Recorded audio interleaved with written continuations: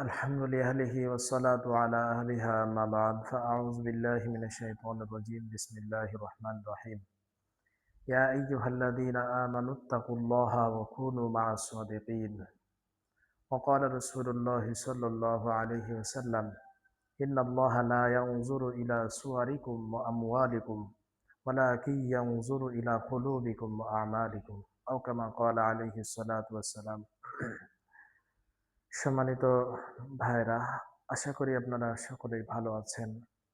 আল্লাহ পাকের অশেষ শুকরিয়া এবং মেহেরবানি যে আল্লাহ তাআলা আমাদেরকে ঈমানদার মুমিন হিসেবে কবুল করেছেন। দুনিয়াতে সবচাইতে বড় নিয়ামত হলো আল্লাহ তাআলার পক্ষ থেকে বান্দাকে ঈমানের নিয়ামত দান করা। এই নিয়ামত আল্লাহ তাআলা আমাদেরকে দান করেছেন। এজন্য আমরা অন্তরের অন্তরস্থল থেকে সকলেই শুকরিয়াতান বলবো আলহামদুলিল্লাহ।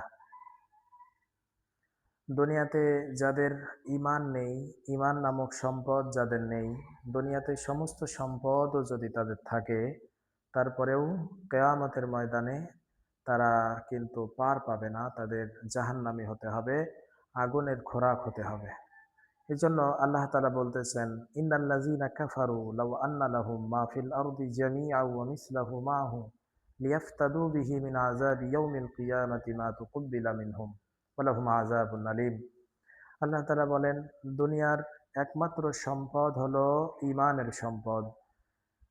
সুতরাং যদি কাফেরেরা তাদের দুনিয়ার সমস্ত সম্পদও আল্লাহ তাআলাকে ফিদিয়া দিতে চায়, আল্লাহ তাআলাকে কাফারা দিতে চায় এবং জাহান্নাম থেকে মুক্তি চায়, তো আল্লাহ বলেন মা তুকুব্বিলা মিনহুম, আল্লাহ তাআলা এটা কবুল করবেন না।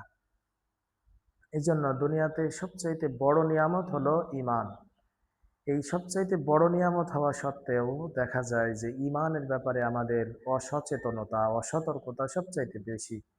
আমাদের অনেক কথা আছে, অনেক কাজ আছে, যে কথা কাজগুলোর কারণে দেখা যায় যে আমাদের ঈমান হরণ হয়ে যাচ্ছে, কিন্তু আমাদের এই বিষয়ে কোনো খোঁজ নাই।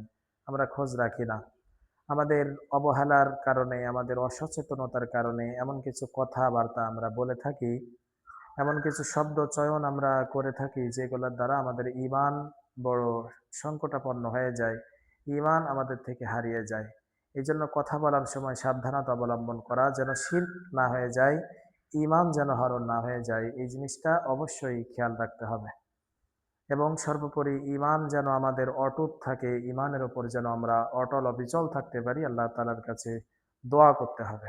আল্লাহ তাআলা আমাদের সকলের ঈমান মজবুত করার এবং সুদৃঢ় করার তৌফিক দান করুন।